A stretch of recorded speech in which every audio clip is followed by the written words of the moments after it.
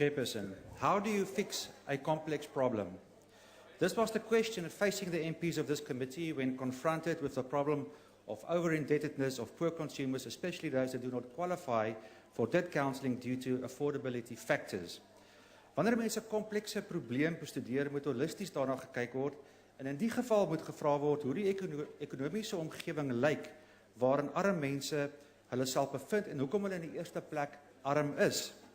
Die antwoord om die armoedeprobleem op te los is geleë binne die ekonomiese omgewing.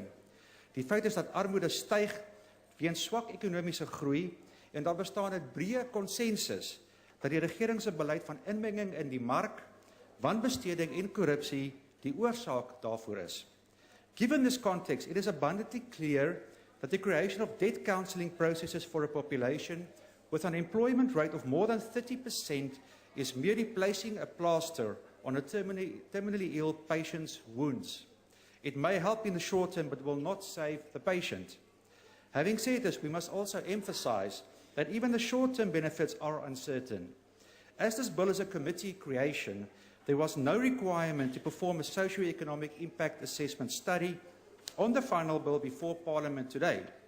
As such, the possible negative impact on the economic system is opaque, and we may face substantial unintended consequences, like the drying up of legitimate credit instruments and businesses with the concomitant loss of jobs and the proliferation of illegal credit as a response.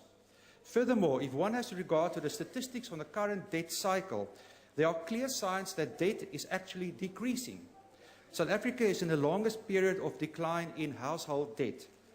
Non-performing loans are in steep decline with a slight uptick during 2017.